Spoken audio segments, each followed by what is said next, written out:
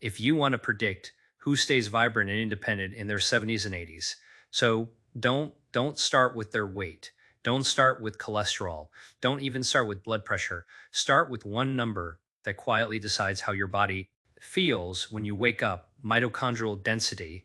Most people don't know this, but your energy level isn't a personality trait. It's not willpower, it's not laziness, it's not just aging, it's biology. And inside your cells, mitochondria are the tiny power plants that keep that biology running. Here's the shocking part. A lot of people still believe you're born with a certain number of mitochondria, and then you spend the rest of your life losing them, like a phone battery that can only drain. If you've ever accepted the idea that your energy is supposed to shrink every decade, that's the story you were sold. The hidden mistake is letting that story become your identity. You feel tired, you move slower, you recover longer, and you assume it's irreversible. But the truth is, your body has a built in system for creating the brand. New mitochondria at any age, not patching old ones, not making do, creating new power plants from scratch. Stay with me for the next 25 minutes because I'm going to walk you through 7 specific foods that researchers have linked to mitochondrial biogenesis so strongly that in certain studies, increases approaching the 40% range have been measured in just weeks. And I'll explain why those foods work, what switches they flip in your genes, and the exact amounts the research style protocols point to. This isn't a vague eat clean speech. Think of it like this. If your home is dim because the power grid is failing, you can either sit in the dark and blame yourself, or you can learn where the breakers are and restore the electricity. These foods are the breaker switches. And to make it real, picture 2 people the same age. Both are 74. One can walk briskly, carry groceries, climb stairs without planning a rest break, and still has that clear, awake look in their eyes. The other person feels drained after basic chores, their legs burn fast, and their brain feels foggy, even after sleep. Same calendar, age, different cellular energy. Tap like if you want more videos that protect strength and energy after 60, because the goal isn't living longer in theory. The goal is waking up and still feeling like your body belongs to you. Your mitochondria are a big piece of that. Comment your age, just the number, and I'll pay attention to what decades are watching. And if you want the full protocol as a simple daily routine, you can actually follow, subscribe now. Next video is the exact daily schedule, morning, afternoon, night. Let me simplify mitochondria in one sentence. Mitochondria turn food and oxygen into ATP, the energy currency that powers almost everything you do. ATP is what makes a muscle contract. It's what lets brain cells fire signals. It's what allows immune cells to react fast. It's what fuels digestion, wound healing, and the basic maintenance your body does every second you're alive.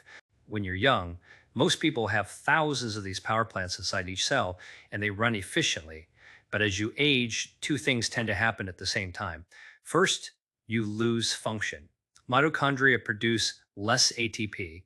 Second, they get dirtier. They leak more waste products called reactive oxygen species. That waste isn't just annoying, it damages the parts of the cell, including the mitochondria themselves, which creates a vicious cycle. This is why fatigue after a full night of sleep can be so frustrating. You're not weak. Your cells are producing less usable energy per minute than they used to. In many research summaries, by the time people reach their 60s, mitochondrial function can be down in the 30 to 40% range compared to earlier decades. And that drop connects to what people actually feel: lower endurance, weaker muscles, slower recovery.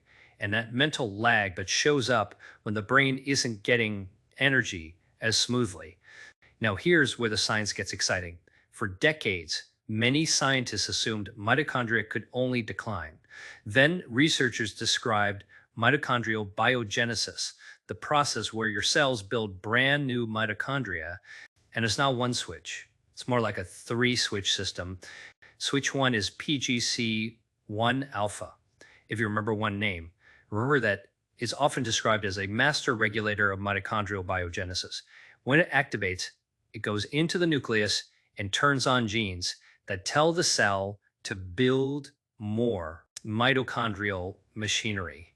Switch 2 is AMPK, your cell's energy sensor. When cellular energy dips, AMPK turns on and signals the cell to create more energy capacity, including boosting PGC1 alpha.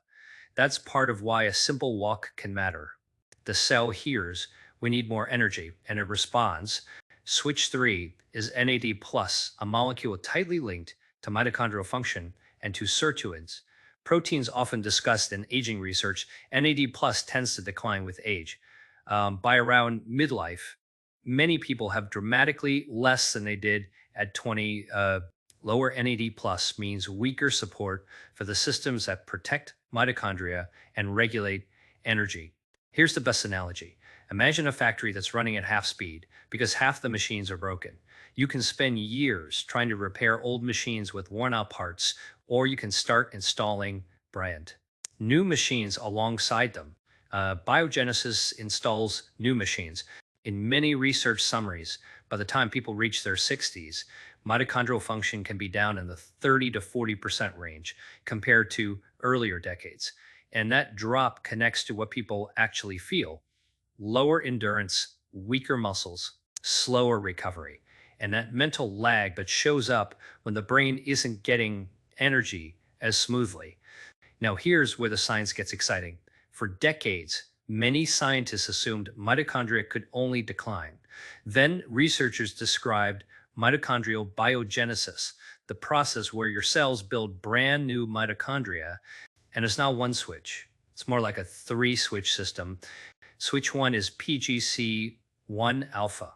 If you remember one name, remember that it's often described as a master regulator of mitochondrial biogenesis. When it activates, it goes into the nucleus and turns on genes that tell the cell to build more mitochondrial machinery. Switch 2 is AMPK, your cell's energy sensor. When cellular energy dips, AMPK turns on and signals the cell to create more energy capacity, including boosting PGC1 alpha. That's part of why a simple walk can matter. The cell hears, we need more energy, and it responds. Switch 3 is NAD+, a molecule tightly linked to mitochondrial function and to sirtuins. Proteins often discussed in aging research, NAD+ tends to decline with age. By around midlife, many people have dramatically less than they did at 20. Lower NAD+ means weaker support for the systems that protect mitochondria and regulate energy. Here's the best analogy. Imagine a factory that's running at half speed because half the machines are broken. You can spend years trying to repair old machines with worn out parts, or you can start installing brand new machines alongside them. Biogenesis installs new machines, and then your body has a recycling system called mitophagy that can clear out old, damaged mitochondria so the new ones can take over. Press like. So this reaches someone who thinks fatigue is just aging. One more detail most people miss. Mitochondrial quality matters as much as quantity. If you have a lot of mitochondria, but they're inflamed and leaky, you still feel low energy. That's why the best foods in this plan do both. They encourage new mitochondria and they support cleaner, more efficient function. Comment, stairs, or chair. Which one feels harder for you lately? Now that you know the three switches, PGC1 alpha, AMPK, and NAD, we can start the list. Next up is the easiest daily food in this entire protocol, and it's powerful because it hits more than one switch at once. Subscribe, because part 2 covers the one mistake that ruins results after 60. Now, I know what you're thinking. Blueberries can't be that big of a deal, and that skepticism is healthy, but is also the reason most people skip the simplest lever they could pull every day. Blueberries are loaded with anthocyanins, the compounds that create that deep blue color. Anthocyanins are part of a larger group called polyphenols, and these molecules don't just float through your system like decoration. They interact with signaling pathways inside cells, including pathways connected to mitochondrial biogenesis. In research-style discussions, blueberries show up because their polyphenols have been linked to activation patterns associated with PGC1 alpha and AMPK. In normal language, they can send a message that says, improve energy capacity, build more cellular power plants, run more efficiently. And there's also the inflammation piece. When mitochondria are stressed, they can produce more reactive oxygen species, which can push the body toward a more inflamed state. Blueberries bring antioxidant support that helps protect mitochondrial structures, while the biogenesis process ramps up. Here's the practical dose: 1 cup per day. If you like numbers, that's about 148 grams. And this only works if it's consistent, not I ate blueberries once this week. Daily is what creates a repeated signal. Fresh or frozen, both count. Frozen can actually be an advantage because berries are often frozen quickly after harvest, which helps preserve the compounds you want. And frozen makes it easier to stay consistent without worrying about spoilage. How to use them: eat them plain, mix them into yogurt, add them to oatmeal after cooking, or blend them into a smoothie. The one thing to avoid is high heat cooking for long periods because heat can degrade some polyphenols. Gentle warming is fine, but don't bake them into a high temp dessert and expect the same effect.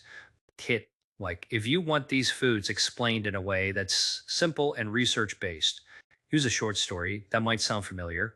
Someone feels older because they cannot make it through an afternoon without crashing. They try cutting carbs, then they try adding caffeine, then they try random supplements. But their baseline cellular energy still feels low because the core system, mitochondria, hasn't improved. When they start a daily blueberry habit, they don't feel like Superman on day two. But after a few weeks of consistent signaling, their afternoon crash softens. They notice they're not dragging as hard. That's how this usually shows up. Subtle at first, that then unmistakable when you look back. Comment the first food you'll actually commit to this week. Just one. Next, we go to the food that doesn't just support signaling, it literally becomes part of the mitochondrial structure.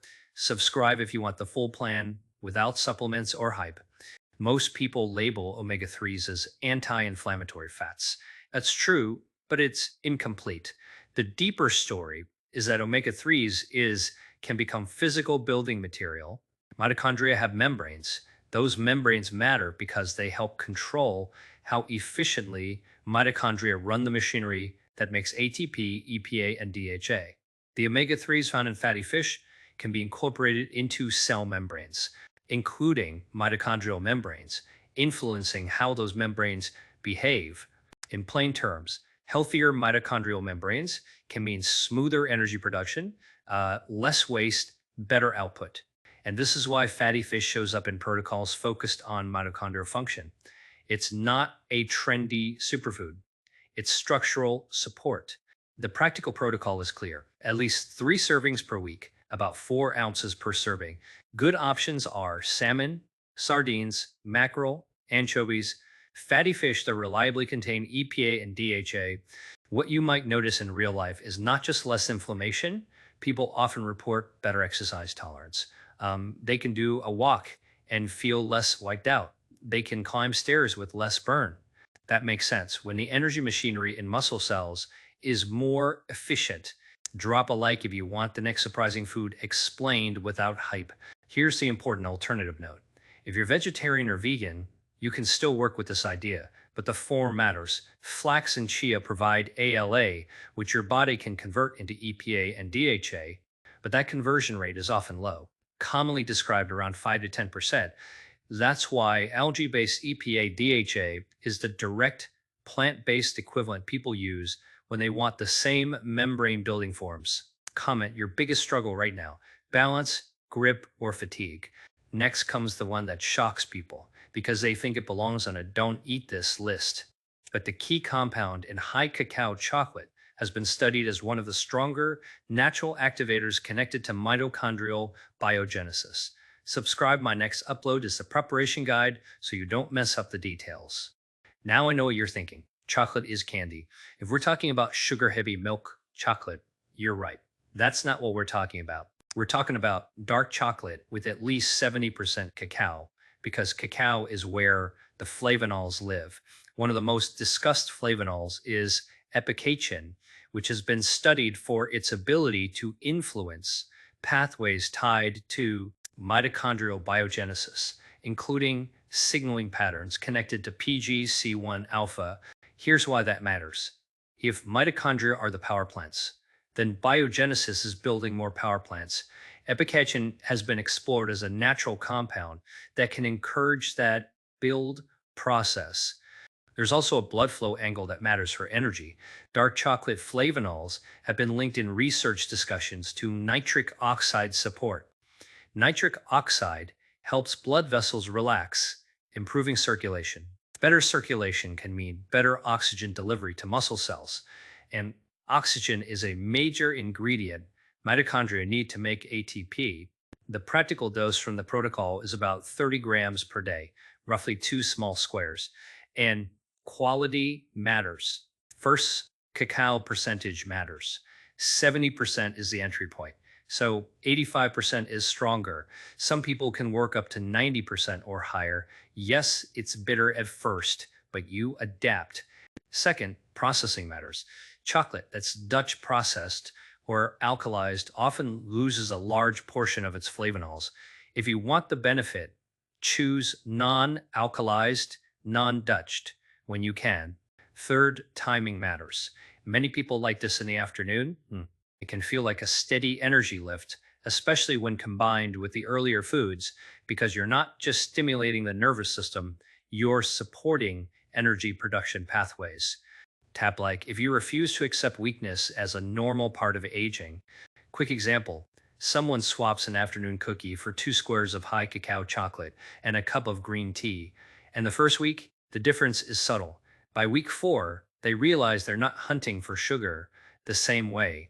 Their energy feels steadier. And that's what mitochondrial support can look like. Fewer spikes, fewer crashes, more even power through the day. Comment, I will test this and come back in 7 days with your update. Next is a food that improves muscle efficiency so quickly it almost feels unfair because it works through nitrates and nitric oxide. If you're serious about staying independent, subscribe now. This is a full series.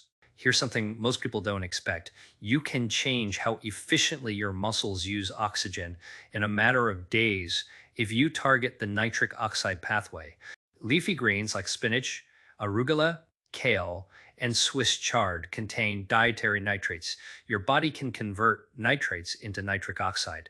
Nitric oxide influences blood flow, and it also interacts with mitochondrial efficiency and biogenesis related signaling.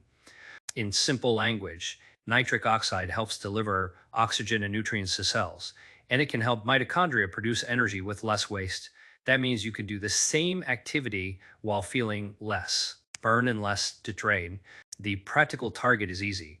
2 cups of raw spinach daily, or about 1 cup cooked. If you rotate leafy greens, that's fine.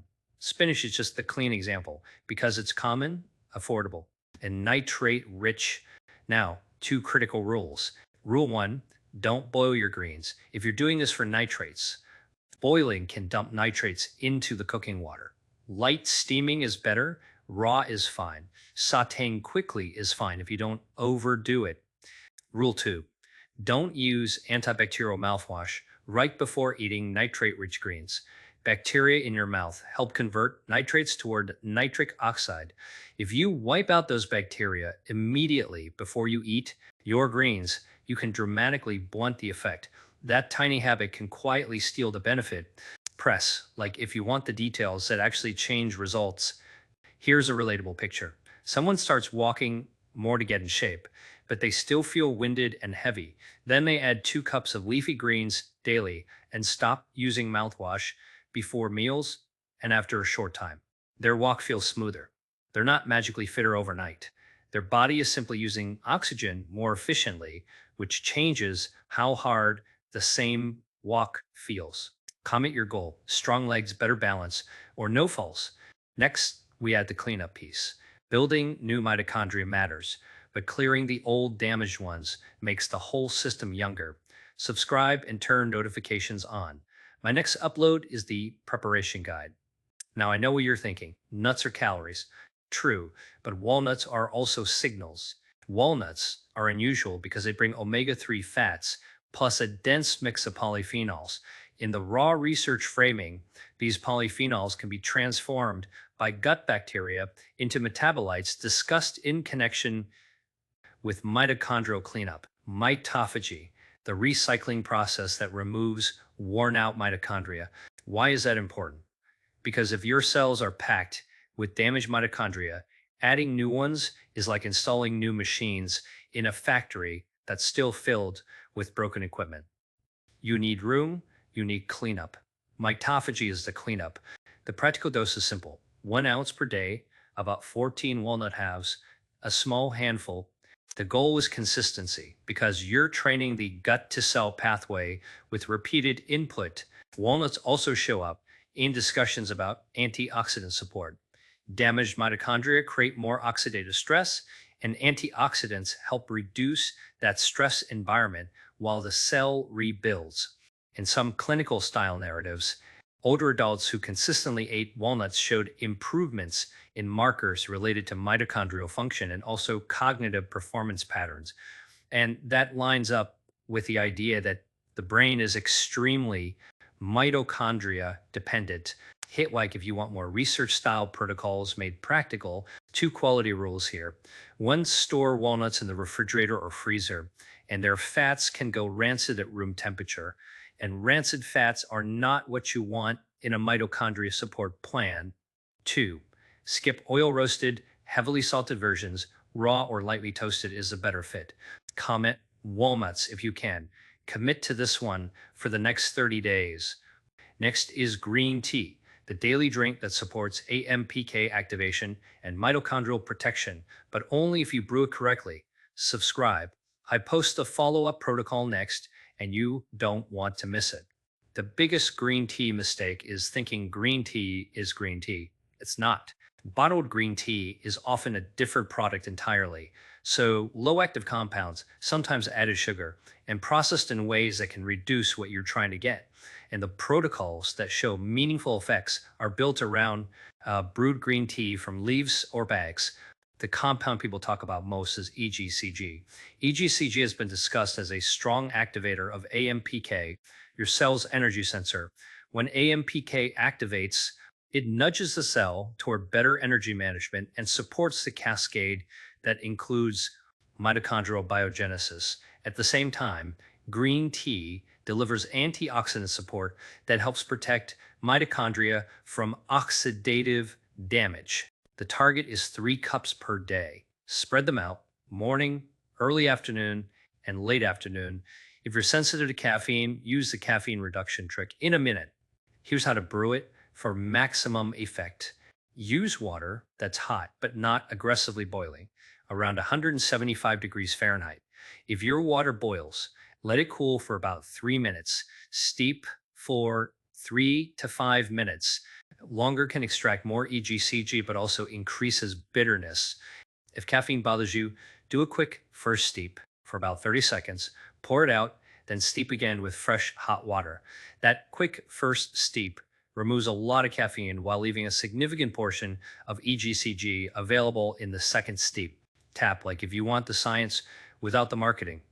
Now, the absorption rules: avoid adding dairy milk because proteins can bind to plant compounds and reduce absorption.